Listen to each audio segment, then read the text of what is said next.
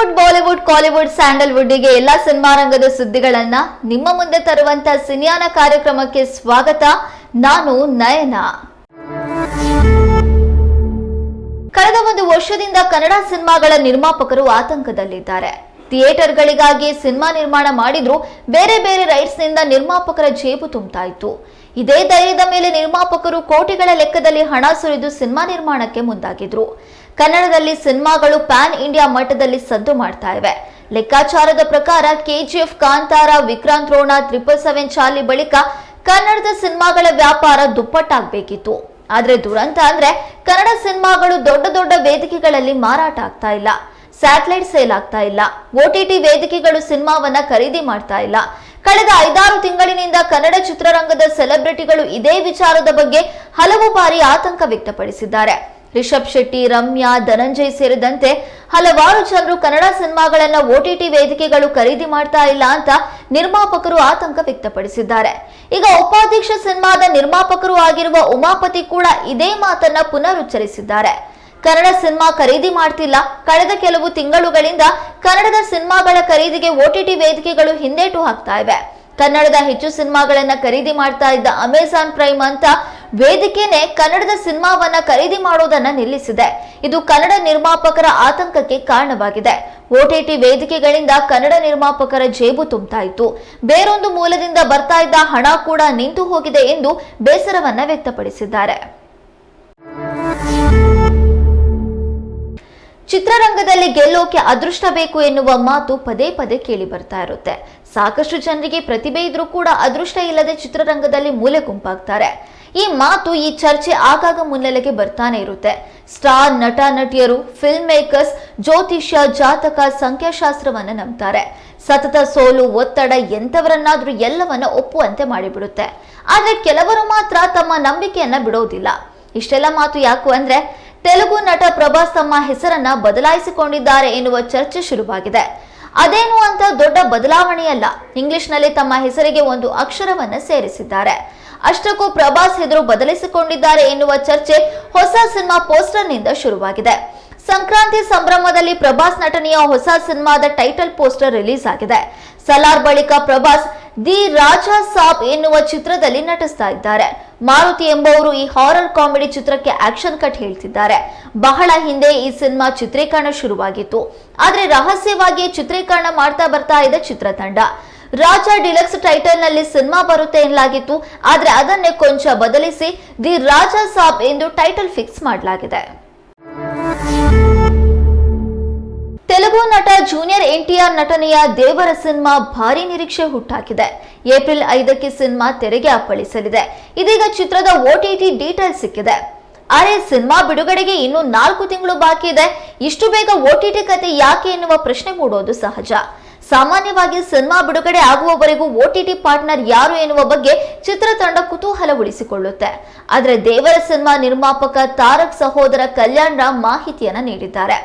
PAN India ಮಟ್ಟದಲ್ಲಿ ಬಹಳ ದೊಡ್ಡದಾಗಿ ಈ ಆಕ್ಷನ್ ಎಂಟರ್ಟೈನರ್ ಸಿನಿಮಾ ತೆರೆಗೆ ಬರ್ತಾ ಇದೆ. ಅದಕ್ಕೆ ತಕ್ಕಂತೆ OTT ಡೀಲ್ ಕೂಡ ಕುದುರಿಸಿರುವ ಬಗ್ಗೆ ಗುಸುಗುಸು ಕೇಳಿ ಬರ್ತಿದೆ. ಕೊರಟಾಲ ಶಿವ ನಿರ್ದೇಶನದ ಆಕ್ಷನ್ ಡ್ರಾಮಾ ದೇವರ ಚಿತ್ರದಲ್ಲಿ ಜಾನ್ವಿ ಕಪೂರ್ ನಾಯಕಿಯಾಗಿ ನಟಿಸ್ತಾ ಇದ್ದಾರೆ. ಚಿತ್ರವನ್ನ 2 ಭಾಗಗಳಾಗಿ ತೆರೆಗೆ ತರುವುದಾಗಿ ಚಿತ್ರತಂಡ ಘೋಷಿಸಿದೆ. ಸೈಫ್ ಅಲಿ ಖಾನ್ ಚಿತ್ರದಲ್ಲಿ ವಿಲನ್ ಆಗಿ ಅಬ್ಬರಿಸ್ತಾ ಇದ್ದಾರೆ. ಪ್ರಕಾಶ್ ರಾಜ್, ಶ್ರೀಕಾಂತ್, ಮುರಳಿ ಶರ್ಮಾ ಸೇರಿದಂತೆ ದೊಡ್ಡ ತಾರಾಗಣವೇ ಚಿತ್ರದಲ್ಲಿದೆ. ಇತ್ತೀಚೆಗೆ ಬಿಡುಗಡೆಯಾದ ಚಿತ್ರದ ಟೀಸರ್ಗೆ ಅದ್ಭುತ ರೆಸ್ಪಾನ್ಸ್ ಸಿಕ್ಕಿತ್ತು. ಯುವ ಸುಧಾ ಆರ್ಟ್ಸ್ ಹಾಗೂ NTR ಆರ್ಟ್ಸ್ ಬ್ಯಾನರ್ಗಳಲ್ಲಿ ಕಲ್ಯಾಣ್ ರಾಮ್ ಹಾಗೂ ಸುಧಾಕರ್ ಮಿಕಿನೇನಿ ಜಂಟಿಯಾಗಿ ದೇವರ ಸಿನಿಮಾವನ್ನ ನಿರ್ದೇಶನ ಮಾಡ್ತಿದ್ದಾರೆ. ಮೊದಲ ಭಾಗದ ಚಿತ್ರೀಕರಣ 80ರಷ್ಟು ಮುಕ್ತಾಯವಾಗಿದೆ. ಇನ್ನು ಚಿತ್ರದಲ್ಲಿ 5 ಭಾಷೆಗಳ OTT ರೈಟ್ಸ್ ನೆಟ್ಫ್ಲಿಕ್ಸ್ ಕೊಂಡುಕೊಂಡಿರುವುದಾಗಿ ನಿರ್ಮಾಪಕರು ಹೇಳಿದ್ದಾರೆ. ಆದ್ರೆ ಎಷ್ಟು ಮೊತ್ತಕ್ಕೆ ಎನ್ನುವುದನ್ನ ಹೇಳಿಲ್ಲ. ದೇವರ ರಕ್ತಸಿಕ್ತ ಅಧ್ಯಾಯದ ಝಲಕ್ ಹೇಗಿದೆ? ಯಂಗ್ ಟೈಗರ್ ಬಿರುದು ಕೈಬಿಟ್ಟಿದ್ದೇ ಏಕೆ ತಾರಕ್? ಟಾಲಿವುಡ್ ನಲ್ಲಿ ಕೇಳಿ ಬರ್ತಾ ಇರುವ ವದಂತಿ ಪ್ರಕಾರ ಅಂದಾಜು 150 ಕೋಟಿ ರೂಪಾಯಿಗೆ ದೇವರ ಡಿಜಿಟಲ್ ರೈಟ್ಸ್ ಬಿಕರಿಯಾಗಿದೆ. ಏಪ್ರಿಲ್ 5ಕ್ಕೆ ಸಿನಿಮಾ ತೆರೆಗೆ ಬಂದ್ರೆ ಮೇ ಕೊನೆ ವಾರ ಅಥವಾ ಜೂನ್ ಮೊದಲ ವಾರದಲ್ಲಿ OTTಗೆ ಬರುವ ಸಾಧ್ಯತೆ ಇದೆ.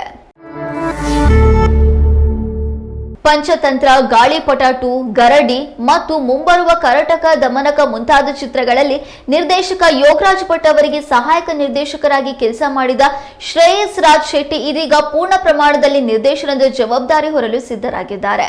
ಶ್ರೇಯಸ್ ಅವರು ಈ ಹಿಂದೆ ಹರಿಪ್ರಸಾದ್ ಜಯಣ್ಣ ಅವರ ಪದವಿ ಪೂರ್ವ ಚಿತ್ರಕ್ಕೂ ಕೆಲಸ ಮಾಡಿದ್ರು. ಚಿತ್ರಕ್ಕೆ ಕುಲದಲ್ಲಿ ಕೀಳ್ಯಾವುದೋ ಎಂದು ಹೆಸರಿಸಲಾಗಿದೆ. ಸತ್ಯ ಹರಿಶ್ಚಂದ್ರ ಚಿತ್ರದ ಪ್ರಸಿದ್ಧ ಗೀತೆಯೊಂದರಿಂದ ಶೀರ್ಷಿಕೆಯನ್ನ ಪಡೆಯಲಾಗಿದೆ. ಈ ಥ್ರಿಲ್ಲರ್ ಸಿನಿಮಾದಲ್ಲಿ ಕಾಮಿಡಿ ಕಿಲಾಡಿಗಳು ಖ್ಯಾತಿಯ ಮತ್ತು ವಿವಿಧ ಚಿತ್ರಗಳಲ್ಲಿ ಅಭಿನಯಿಸಿರುವ ಮಡೆನೂರು ಮನು ಅವರು ಪ್ರಮುಖ ಪಾತ್ರದಲ್ಲಿ ಕಾಣಿಸಿಕೊಳ್ತಾ ಇದ್ದಾರೆ. ಈ ಹಿಂದೆ ಪಂಚತಂತ್ರ, ರಾಬರ್ಟ್ ಮತ್ತು ಗರಡಿ ಚಿತ್ರಗಳಲ್ಲಿ ನಟಿಸಿರುವ ಸೋನಾಲ್ ಮೊಂತೆರೊ ನಟಿಸಲಿದ್ದಾರೆ. ಇದರೊಂದಿಗೆ ರಂಗಾಯಣ ರಘು, ಶರತ್ ಲೋಹಿತಾಶ್ವ, ಮೌನ ಗುಡ್ಡೆಮನೆ ಸೇರಿದಂತೆ ಇತರರು ಈ ಸಿನಿಮಾದಲ್ಲಿ ನಟಿಸ್ತಾ ಇದ್ದಾರೆ. ಹೆಚ್ಚುವರಿಯಾಗಿ ಕುಲದಲ್ಲಿ ಕೀಳ್ಯಾವುದೋ ಚಿತ್ರದಲ್ಲಿ ದಿಗಂತ್ ಮಂಚಾಲೆ ವಿಶೇಷ ಪಾತ್ರದಲ್ಲಿ ಕಾಣಿಸಿಕೊಳ್ಳಲಿದ್ದಾರೆ. ಫೆಬ್ರವರಿಯಲ್ಲಿ ಚಿತ್ರೀಕರಣ ಪ್ರಾರಂಭವಾಗಲಿದೆ. ಯೋಗರಾಜ್ ಸಿನಿಮಾಸ್ ಮತ್ತು ಪಲ್ ಸಿನಿ ಕ್ರಿಯೇಷನ್ಸ್ ಬ್ಯಾನರ್ ಅಡಿಯಲ್ಲಿ ಕ್ರಮವಾಗಿ ಯೋಗರಾಜ್ ಭಟ್ ಮತ್ತು ವಿದ್ಯಾ ಸಂತೋಷ್ ಕುಮಾರ್ ಅವರು ಈ ಸಿನಿಮಾಕ್ಕೆ ಬೆಂಬಲವನ್ನ ನೀಡಿದ್ದಾರೆ. ಕತೆ, ಚಿತ್ರಕಥೆ ಮತ್ತು ಸಂಭಾಷಣೆಯನ್ನ ಯೋಗಿಗೌಡ ಬರೆದಿದ್ದಾರೆ. ಈ ಹಿಂದೆ ಮುಂಗಾರು ಮಳೆಯಲ್ಲಿ ಕೆಲಸ ಮಾಡಿದ ಮನೋಮೂರ್ತಿ ಈ ಚಿತ್ರಕ್ಕೆ ಸಂಗೀತ ನೀಡಲಿದ್ದು, ಜಯಂತ್ ಕಾಯ್ಕಿಣಿ ಜೊತೆಗೆ ಯೋಗರಾಜ್ ಭಟ್ ಸಾಹಿತ್ಯವನ್ನ ಬರೆಯಲಿದ್ದಾರೆ. ಕುಲದಲ್ಲಿ ಕೀಳ್ಯಾವುದೋ ತಾಂತ್ರಿಕ ತಂಡದಲ್ಲಿ ಕಲಾ ನಿರ್ದೇಶಕ ಶಶಿಧರ್ ಮತ್ತು ಛಾಯಾಗ್ರಾಹಕ ನಿರಂಜನ್ ಬಾಬು ಕೂಡ ಇದ್ದಾರೆ. ಕಮಲ್ ಹಸನ್ ನೇತೃತ್ವದ ಬಿಗ್ ಬಾಸ್ ತಮಿಳು ಸೀಸನ್ 7 ಶೋಗೆ ತೆರೆ ಬಿದ್ದಿದೆ. 105 ದಿನಗಳ ಕಾಲ ನಡೆದ ಈ ಶೋನಲ್ಲಿ ವಿಜೆ ಅರ್ಚನಾ ರವಿಚಂದ್ರನ್ ಅವರು ಟ್ರೋಫಿ ಗೆದ್ದಿದ್ದಾರೆ. ಶೋನ ವಿನ್ನರ್ ಆಗಿರುವ ಅವರಿಗೆ 50 ಲಕ್ಷ ರೂಪಾಯಿ ನಗದು ಬಹುಮಾನ ಸಿಕ್ಕಿದೆ. ಬಿಗ್ ಬಾಸ್ ತಮಿಳು ಸೀಸನ್ 7 ಶೋನಲ್ಲಿ ಅಂತಿಮವಾಗಿ ಅರ್ಚನಾ, ಮಾಯಾ ಎಸ್ ಕೃಷ್ಣನ್ ಮತ್ತು ಮಣಿಚಂದ್ರ ನಡುವೆ ಹಣಾಹಣಿ ಇತ್ತು. ಅಂತಿಮವಾಗಿ ಅರ್ಚನಾ ರವಿಚಂದ್ರನ್ಗೆ ಗೆಲುವಿನ ಮಾಲೆ ದಕ್ಕಿದೆ. ಅದರಲ್ಲೂ ಕೂಡ ಒಂದು ದಾಖಲೆಯನ್ನು ಅವರು ಬರೆದಿದ್ದಾರೆ. ಅಕ್ಟೋಬರ್ 1ರಂದು ಪ್ರಾರಂಭವಾದಂತ ಈ ರಿಯಾಲಿಟಿ ಶೋನಲ್ಲಿ ಒಟ್ಟು 18 ಮಂದಿ ಸ್ಪರ್ಧಿಗಳು ಎಂಟ್ರಿ ಆಗಿದ್ರು. ಕೋಲ್ ಸುರೇಶ್, ಪೂರ್ಣಿಮಾ, ರವೀನಾ, ಪ್ರದೀಪ್ ಆಂಟನಿ, ಮಣಿಚಂದ್ರ, ಜೋವಿಕಾ ವಿಜಯ್ ಕುಮಾರ್, ಅಕ್ಷಯ್ ಉದಯ್ ಕುಮಾರ್, ವಿನುಷಾ ದೇವಿ, ವಿಷ್ಣು, ಮಾಯಾ ಎಸ್ ಕೃಷ್ಣನ್, ಶರವಣ ವಿಕ್ರಮ್, ಯುಗೇಂದ್ರನ್, ಭವಾ ಚೆಲ್ಲಾದುರೈ, ವಿಚಿತ್ರ, ಅನನ್ಯ ರಾವ್ ಮುಂತಾದವರು ಸ್ಪರ್ಧಿಗಳಾಗಿ ಆಗಮಿಸಿದ್ರು.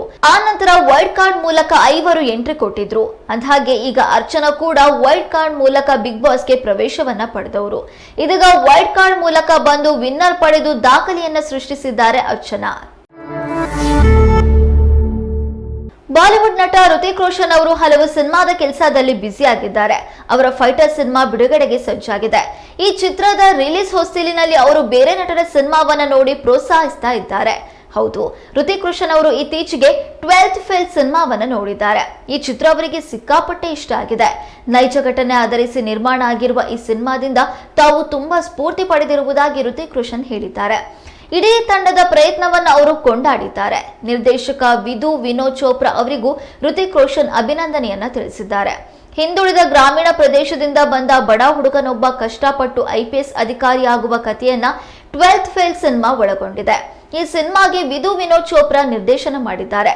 ಮುಖ್ಯ ಪಾತ್ರದಲ್ಲಿ ವಿಕ್ರಾಂತ್ ಮಾಸಿ ನಟಿಸಿದ್ದಾರೆ.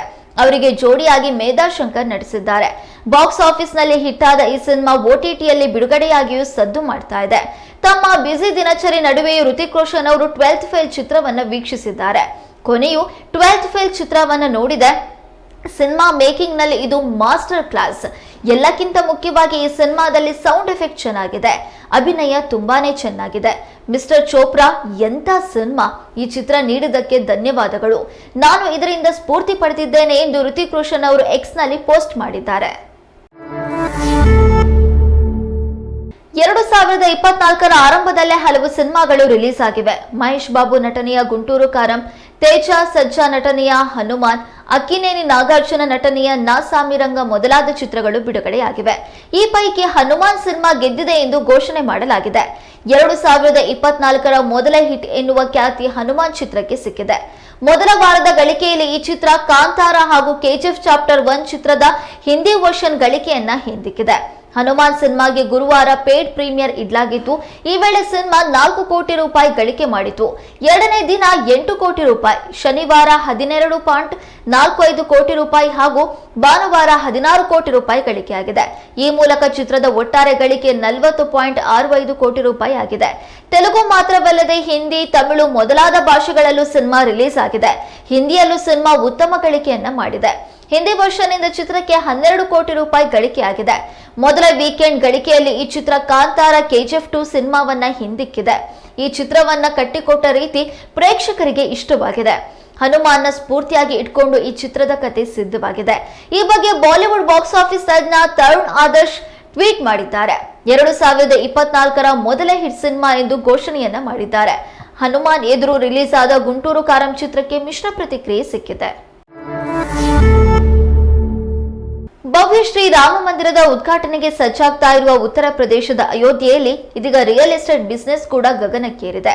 ರಿಯಲ್ ಎಸ್ಟೇಟ್ ಚಟುವಟಿಕೆಗಳು ಬಿರುಸಿನಿಂದ ಸಾಗಿದ್ದು, ದೇಶ ವಿದೇಶಗಳ ಘಟಾನುಘಟಿಗಳು, ಜನಪ್ರಿಯ ನಟ ನಟಿಯರು ಕೂಡ ಅಯೋಧ್ಯೆಯಲ್ಲಿ ಭೂಮಿ ಕೊಳ್ಳಲು ಬಯಸಿದ್ದಾರೆ. ಈ ಪೈಕಿ ಬಾಲಿವುಡ್ ಸೂಪರ್ ಸ್ಟಾರ್ ಅಮಿತಾಬ್ ಬಚ್ಚನ್ ಮೊದಲಿಗರಾಗಿದ್ದಾರೆ. ಅಯೋಧ್ಯೆಯ 7 ಸ್ಟಾರ್ ಎನ್ಕ್ಲೇವ್ ಎಂದೇ ಹೆಸರಾದ ಪ್ರದೇಶದಲ್ಲಿ ಅಮಿತಾಬ್ ಬಚ್ಚನ್ ಭೂಮಿ ಖರೀದಿ ಮಾಡಿದ್ದಾರೆ.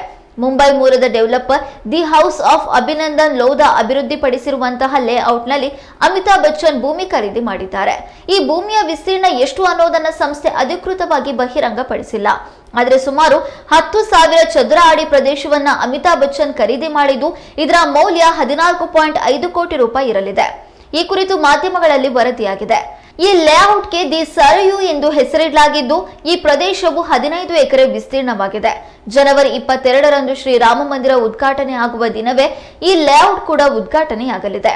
ಈ ಲೇಔಟ್ ಕುರಿತಾಗಿ ಪ್ರತಿಕ್ರಿಯೆ ನೀಡಿರುವ ಅಮಿತಾಬ್ ಬಚ್ಚನ್, ಅಯೋಧ್ಯೆಯ ದಿ ಸರಯು ಲೇಔಟ್ನಲ್ಲಿ the house of Abhinandan Lodha ಅವರ ಯೋಜನೆ ಕುರಿತಾಗಿ ತಾವು ತುಂಬಾನೇ ಉತ್ಸುಕರಾಗಿ ಇರುವುದಾಗಿ ಹೇಳಿದ್ದಾರೆ. ಅಯೋಧ್ಯೆಗೆ ತಮ್ಮ ಹೃದಯದಲ್ಲಿ ವಿಶೇಷ ಸ್ಥಾನ ಇದೆ ಎಂದಿರುವ ಅಮಿತಾಬ್ ಬಚ್ಚನ್, ಅಯೋಧ್ಯೆ ಜೊತೆ ತಾವು ಭಾವನಾತ್ಮಕ ನಂಟು ಹೊಂದಿರುವುದಾಗಿ ಹೇಳಿದ್ದಾರೆ. ಇದಿಷ್ಟು ಇವತ್ತಿನ ಸಿನಿಯಾನ. ನಾಳೆ ಮತ್ತೆ ಹೊಸ ಸಿನಿ ಸುದ್ದಿಗಳ ಜೊತೆ ನಿಮ್ಮ ಮುಂದೆ ಬರ್ತೀವಿ. ಅಲ್ಲಿವರೆಗೂ ನೋಡ್ತಾ ಇರಿ ಕನ್ನಡ ಮೀಡಿಯಂ 24/7.